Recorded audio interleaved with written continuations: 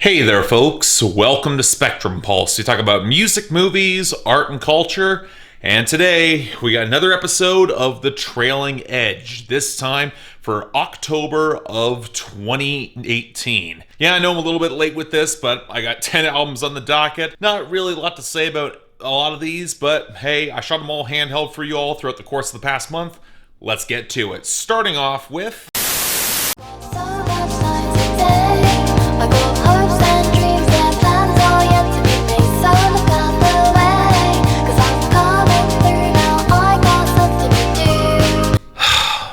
You know, I should like this album. I should like this band more than I really do, because in theory, this should kind of be up my alley. I don't mind the very girlish pop vocals juxtaposed with the increasing layers of distortion and fuzz and noise. I like the ironic juxtaposition that comes with that. That can occasionally be pretty good if the band is willing to get more dark and distorted and crazy, where you can actually expose some of that inner well of disturbing sadness or melancholy that can be lurking beneath the plastic finish. Like, that could work. That has worked for me in the past. Hell, I really loved what Poppy did with it just last year. But Kero Bonito just doesn't really get there with me, and I think I'm starting to narrow down why that is. And it comes primarily in the juxtaposition between the composition and the production. Because if you actually dig into a lot of these compositions, they are very, very pop in terms of their traditional structure, in terms of their chords, in terms of their innate catchiness. That's not a bad thing. Honestly, I think Kero Bonito went in a pure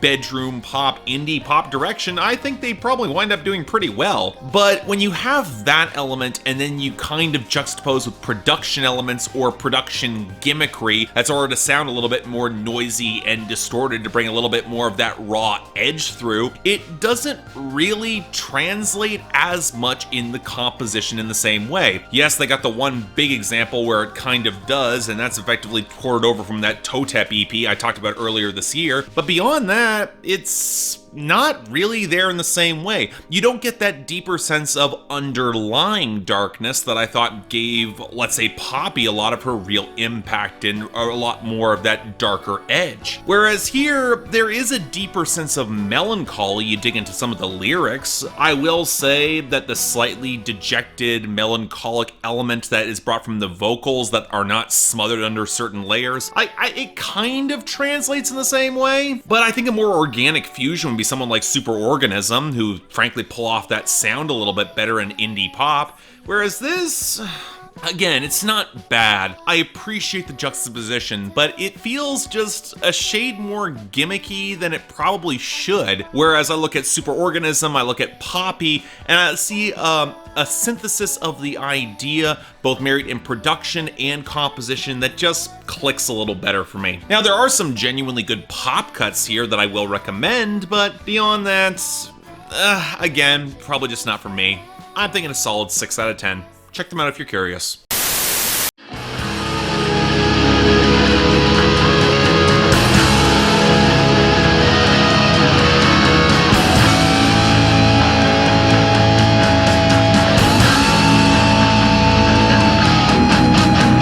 You know, I actually think I'm getting a little bit picky with my black metal these days. And that's a little bit weird coming from me, given that I mostly tend to like the more atmospheric side of things. But even there's a couple tones and textures that I like the most. And really, right from the jump, for this Seattle band, for their debut album, they tend to knock out a lot of the stuff I like right out of the gate. A lot of the guitar work sounds really crunchy and really well developed. A lot of the bass lines, they have a lot of coiled presence within the mix in order to drive the groove. Definitely a lot of steps in the right direction, and there's a fair amount of complexity in the bass line that I have to highlight. And the drum work, it's excellent. It delivers a lot of really powerful, frenetic blast beats. It's just dirty enough to really click for me. And yeah, even the vocals, a little less important on this album as a whole, given that the vocal lines are really pretty minimal, but they work for what they are. The screaming is impressive. It sounds genuinely good. And when they bring in some of the cleaner female singing on a song or two, it sounds really good too. In other words, Morrow is exactly the sort of music that is right up my alley, so why isn't it quite getting there, at least for me? Well, part of it to be emphasized here is that this band, at least on some level, they try to also tend towards a little bit of ambient or even progressive rock and metal. And for sure, that's not a bad thing, as you're going to have the more acoustic elements in order to space things out. That does sound good. But I don't know, the band also introduces some vocoder effects. I didn't like them when they were using the Forest of Stars. I'm not really crazy about them here either. And to go a step further, the one element where this band could definitely use some work is in structure of these songs, and especially somewhat in production as well. I think I like a lot of the tones. They have a lot of raw intensity at the front of the mix, but there isn't a lot of sense of dynamics in terms of crescendos or transitions that really pay off as good as these melodies can be. And on that subject, while you might have some of the ambient passages, I wouldn't really call them any standouts on this record. I mean, they're good for spacing things out, but on a record that can already feel a little bit long and shaggy behind the ears at spots, the ambient parts don't exactly help much. And yeah, I will say this, the album does tend to run a little bit long. At 8 tracks, with most of these songs running over the 5-6 minute mark, they could have been trimmed a little bit more effectively. Still, good album, definitely is worth your time, definitely a really promising debut. I'll be keeping my eye on this band going forward, so solid 7 out of 10. Check this out. I bring her money to change up the topic. I got a 19 and it fold in my pocket. She gave me a number, now I gotta block it. I'm mixing the dirty bills in with the profit. Clean that shit up and I give it right back to him. If I don't fuck with him, then I can't rap with him. I wanna beat him when somebody catches him. I wanna witness and see that shit. Okay, look, I don't have a lot to say about this that I didn't already say on Billboard Breakdown, beyond the fact that this is just bad. Really, really bad. In this whole particular case, you're relying upon a Young Thug ripoff and a Future ripoff, and really, they have so little personality when it comes to their actual lyrical content. I had no reason to come back to this anyway, but fine. Even on the span of that, where really you're going back to the production in order to find some sort of hard-hitting beat where you just let the flows wash over you and you don't care about some of the awful lyrics, maybe there'd be something, except the production is terrible. Again, as I will say on Billboard Breakdown, who mastered the vocals and bass on this, where the bass just overruns over a lot of the main vocal track? It sounds incredibly sloppy and slapdash. Not saying nothing of pretty damn uninspired, with very few interesting flourishes in the melody lines that really stick out to me. And really, if you don't have hooks in your melody or even coherent production, why the hell would I come back to this in the first place? I mean, the best thing I can say about it is that there's a couple decent guest performances and some of the flows are not terrible, but at the same time, not being aggressively awful doesn't make this any less worthless. Light 3 out of 10, my god, I'm not recommending it.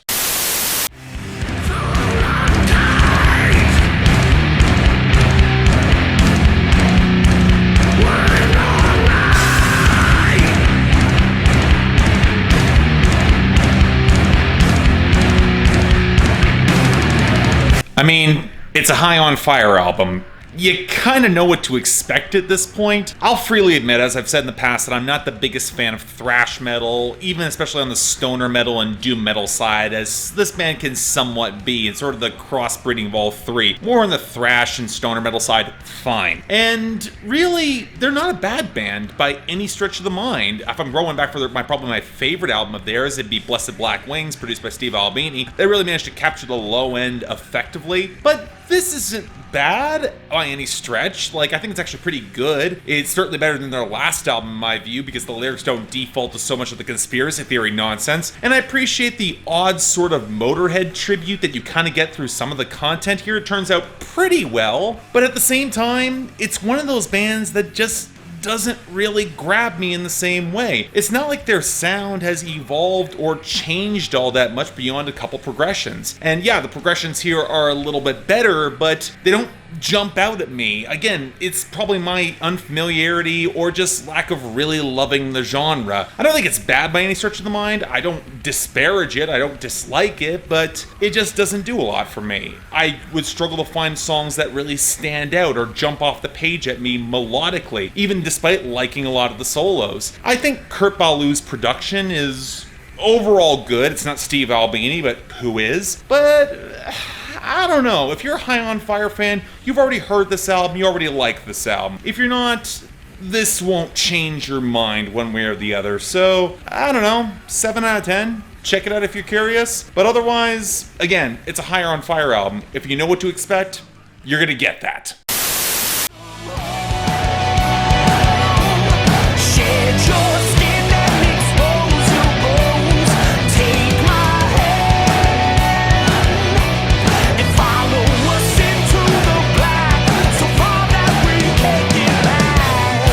Oh, I know this is going to be a controversial one. See, I made a few wisecracks on Twitter that any particular review I'd make of Coheed and Cambria, it would wind up on the trailing edge like this, and that I also called them the sticks of modern progressive rock and progressive metal. And yeah, I gotta break this down for you guys. I went through Coheed and Cambria's entire discography before looking to cover this, and I've came to the opinion that I'm just not really much of a fan of this group whatsoever. And it's not that I don't get this band, it's rather I just don't feel that there's a lot to get, but that breaks down to my fundamental issues with this group. See, Coheed and Cambria are coming into prog rock and prog metal from more of a post-hardcore angle. And I've said in the past that I'm just not really much of a post-hardcore fan. And coming with that in mind, we're now dealing with Coheed and Cambria, where they're trying for a level of heaviness and space rock epic grandeur. And I'm sitting here like, I have Ayreon albums that do this and do this so much better. Not only seeming to understand the scope and right textures to bring to the table, but also bring a level of epic swell and importance both in the production and the writing that Coheed and Cambria have just never been able to consistently pull off. On this album, even despite being longer, it's no exception to that rule. And believe it or not, I don't have an issue with the vocals being higher and more shrill, even though some of the vocal effects that get tacked onto this album certainly don't work. And you know what? I wouldn't really even mind some of the production being in a lighter vein, because they clearly try to bring some heavier elements with some of the keyboards and some of the space rock. They try to bring in some synthesizer arrangements that are really integrated really badly, and I just don't think the synths match up all that well with some of the tones and the guitars, but that's a different conversation. But in reality, I think my larger issue with this comes down to a lot of the writing. See, Coheed and Cambria are going for this grandiose, massively drawn out space rock epic. Fine.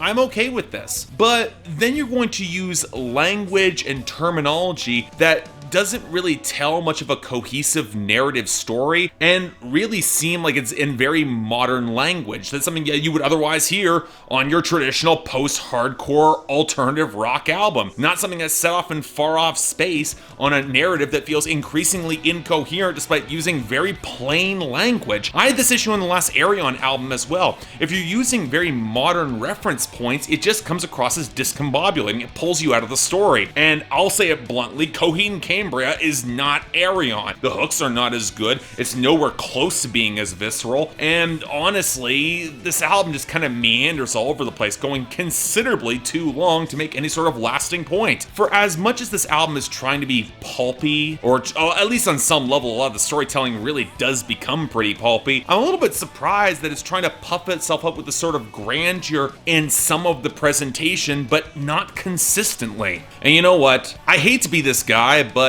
when Coheed and Cambria actually broke from their larger extended narrative that really goes on entirely too long and seems to have less of a greater overarching theme and point than it's trying to make for as much grandeur and pompousness as it's tried to bring forward to the table. At the end of the day, when they just broke off and they stepped away from the concept altogether to make just some straightforward goddamn music, it turned out pretty well. Now that they're going back to it, there's just not much that pulls me back. I've heard progressive rock and progressive metal tackle similar subject matter and frankly do it better. And again, they're not for me. They got moments, they got snippets that work, sort of like Styx in that regard.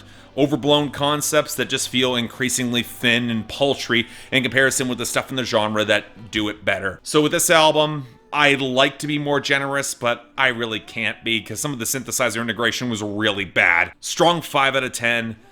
It's got its fans, I'm just not one of them.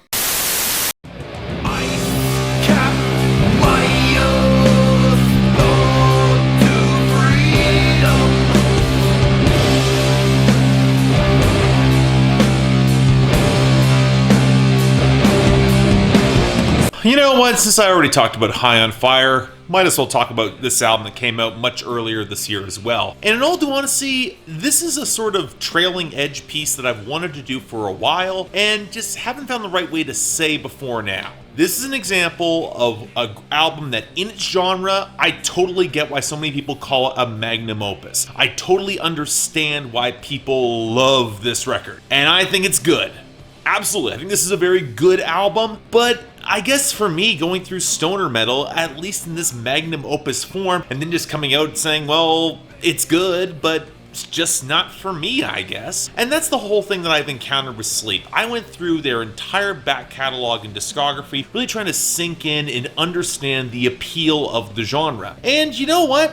I think I do. I get the meditative tempos, the grinding, crushing swell of the guitar work, the thrumming, more interesting undercurrents of the bass, the meditative drum lines, the lyrics that are almost mantra-like and trying to cultivate that stoner zen vibe. You know what? Even when going into the lyrics, which are entirely silly and goofy and focusing on pot, I kind of appreciate it for the fantastical exaggeration of it all. I can appreciate and respect that. That's kind of cool. I see why people could be into that. I guess for me, I just doesn't quite get there. And yes, part of it is because I don't smoke pot, not my thing, not the sort of high I want to cultivate. I know, you can clearly tell. But at the same time, I'm not even sure if I did smoke pot, this would be the sort of thing I would really get into. A lot of the grooves are very slow, they're very monotonous. Melodically, they don't evolve in the same way. There's a fair bit of texture, sure, but go beyond that, there's just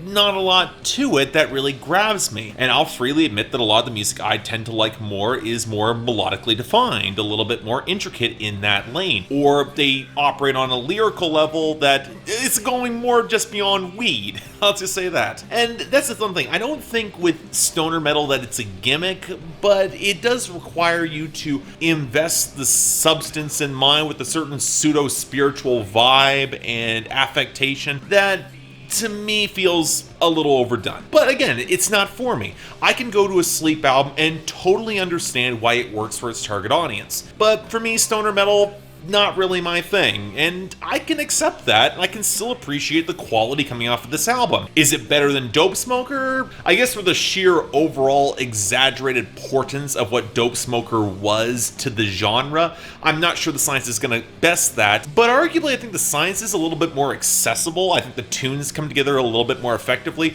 It's an easier album to approach than Dope Smoker is in its one massive piece, and overall I think there's a point to that. I'm happy this exists. So yeah, solid 7 out of 10. Check it out if you're a fan of stoner metal. Oh, you probably already have checked it out if you're a fan of stoner metal, but yeah. Otherwise, if you're curious, this is a good place to hop on board. And on that note, I think that's worth recommending. Check it out.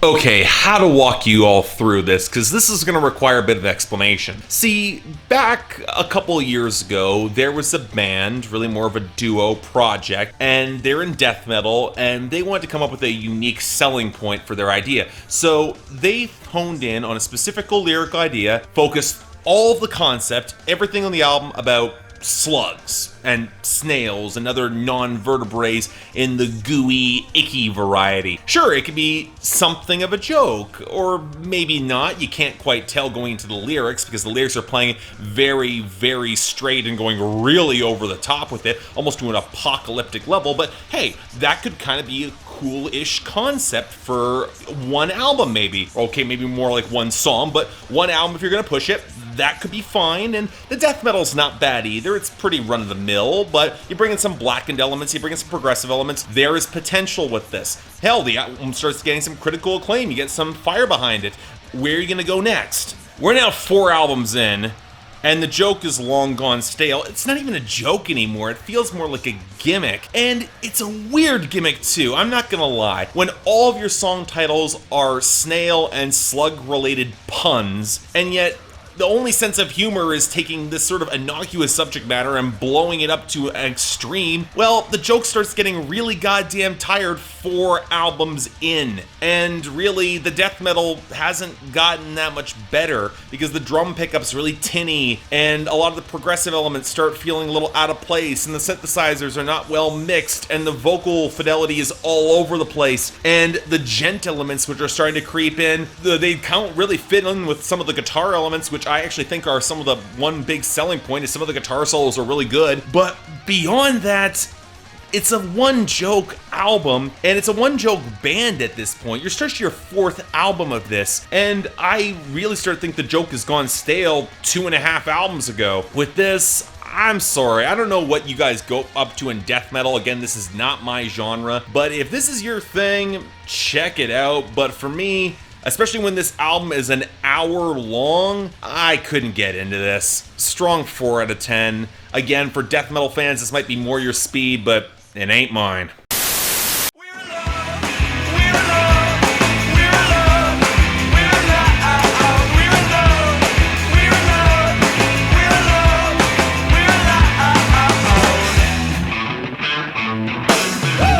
Man, this has been on my schedule for some time, and really a project that I wished I liked a lot more than I do. Just for a little bit of background, Naked Giants, they're on the same label as Ron Gallo, New West Records, and it's a similar retro-leaning approach with a slightly modernist bent underneath it. In this particular case, blending in a lot of elements of garage rock with a lot of surf rock. So the grooves are crunchy, the guitars are pretty fast, they got some of that real grit there too. Drum work's alright, and they bring in some elements of mellotron and pieces around the edges in order to flesh out the sound. But the key thing overall with the band is that for as much garage rock and surf rock as they pull upon, there's also a certain amount of art rock that creeps in as well, specifically around some of the songwriting and the overall delivery. Think a lot of Devo. And honestly, it's kind of a novel combination, and I'm not going to deny that it's catchy, but again, this is one of those projects that I wish I liked a fair bit more than I actually do. Going back through it, the songs, specifically the songwriting, feels really undercooked. I mean, there's a certain wildness to the delivery and ideas that I guess I can respect, but when you go further than that, there's just not a lot here to really delve into, and I do think that's at least partially the point, which is frustrating for me because, again, it is catchy, it's vibrant, it's got that sort of weird off-kilter jagged edge that I can normally respect, but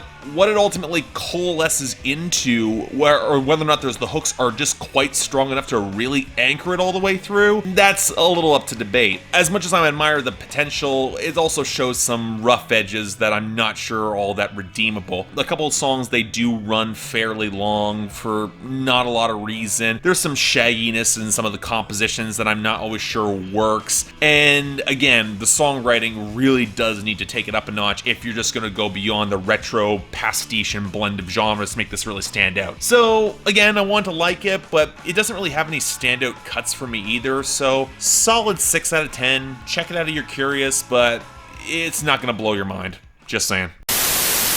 I could cut the tension in the room with a butter knife. I handle the heat like an oven mitt. I ain't got intentions beyond what you mentioned. What you want from me, I could see little inclinations. Look like invitations, more low-key with my natural nature. I will be all on that. So I'll freely admit I was planning a full review for this album, and if you've seen my other reviews of Mick Jenkins' work, you would understand why. I really liked The Waters, the little EP put out Waves back in 2015, I liked that too. And then his big project, his debut album, The Healing Component, came out in 2016, I probably liked it more than the majority of people. Yeah, it was a little bit slight at points coming into the ending, and I think a lot of people were expecting The Healing Component to wind up as being more than just God and love. It kind of took a religious turn there that, all in all due honesty, hasn't quite aged as well as I was hoping. But yeah, the rapping was great, the production was bombastic, it really just came together for me. So why is this not coming together nearly as strongly? Well, I think some of that has to go into the thematic conversation, and ultimately I can't fault Mick Jenkins for ambition. He certainly was aiming high with this, and I just think he falls short of where he wants to go. go. So to describe what he's ultimately trying to do here, the title of this album, Pieces of a Man, is named after a Gil Scott-Heron album from decades ago. And there are some even interludes that are interspersed throughout this album calling back to Gil Scott-Heron's poetry. So in that vein, it's going for more of a looser, more low-key, more subdued, free jazz vibe. And the drum work is a little bit more intricate, the bass lines are a little bit more dense, the synth lines are a little bit more off-kilter, and you can even tell that Mick Jenkins, when he's not singing, his rapping is a little bit more unsteady and low-key. He's going in for a little bit more of a subdued role. And across the board, I'm not sure this was a good idea for him. Let's start off with the production first. Yes, I like this sort of low-key, jazzy vibe, but if I'm being really honest, the only places where this has really clicked for me with Mick Jenkins before is when the synthesizers sound great,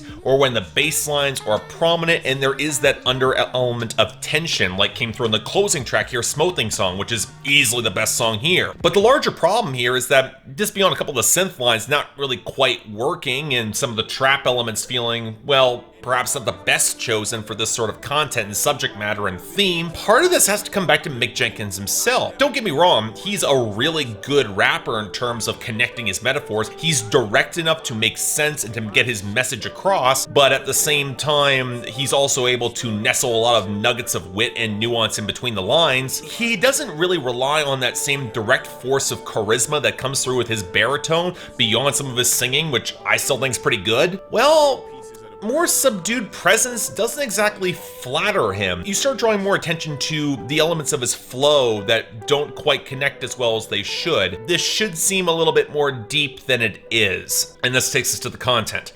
Now, this album's been getting a lot of hype around his content as being more introspective and personal, and I'm not sure I buy that. And here's why.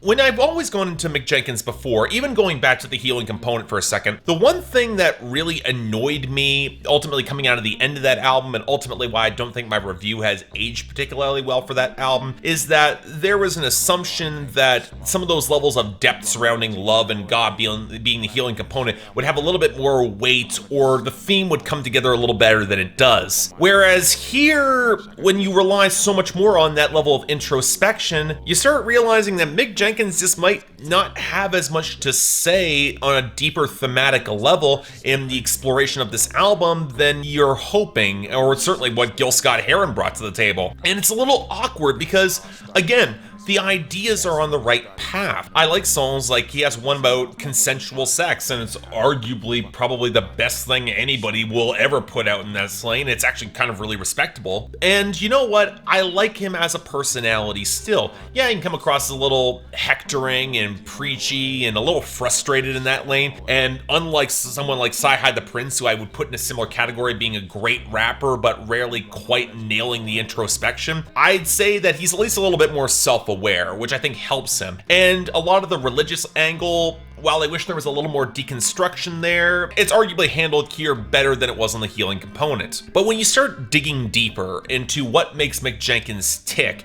into what are those fractured pieces of a man beyond drinking water, beyond the sobriety, beyond the weed, beyond a certain level of confidence and a desire to be a leadership figure, but also now increasingly fading to the side, it's a weird sense when you realize there just might not be more to see here. And that ultimately leaves me a little bit cold and distant from the album. I keep waiting for it to really connect with that direct firepower, but since Mick Jenkins isn't bringing it through his presentation, and the bars rarely hit with the same level of aggression as they did before, or even the same level of bombast and nuance they did before, it just doesn't quite hit as strongly as I'd like. Beyond that, there just isn't much to say. You also have Ghostface Killah increasingly not sounding like Ghostface, which is weird. A couple lines of his delivery certainly feel cathartic. They don't really add up to much more either. I don't know, folks. I really wanted to love this album, but it's just not sticking the way I was hoping. So I'm thinking maybe a 7 out of 10. Check it out if you're a fan, but again, it feels like a lot of this territory Mick Jenkins has run along before, and if we were expecting to get a little bit moments behind the man behind the mask, I'm still not seeing much.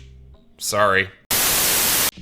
To the sound, child, no, open your mind. Back on the ropes, the moment is how. Main no goodbye, just caught in the bond. Carefully chosen, frozen ice. So to the south, my head to the sky. Run for your life. God need, believe in the God. calm, nigga reading peace in the pod. Word to your moms, word to your pops, word to the vibes, word to the fonts, word to the ladies, word to the guys, word to the wise. You know, I gotta be honest with this one. I'm a little bit disappointed that this is the introduction of my channel to Homeboy Sandman, an artist who, over the past week or so, I've been going through an extensive deep dive through his discography, and I found a ton of stuff that I have really liked. Seriously, if you guys want to go through a really rich discography full of a lot of wit and quirkiness and humor and some really great production and a lot of really surprisingly strong hooks and really just a lot of quality across the board, go check out Homeboy Sandman's work for the past decade or so. You're gonna have a lot of fun with it. It's a very rewarding experience. And thus, it's a little awkward that going into this EP he put out with Edon, it's just not all that special to me. I think a big part of the problem is the production. It's a lot more lo-fi and gritty across the board with a lot of the tones they chose and a lot of the samples, and including some of the vocal production too, which also kind of threw me off a bit. And you know what?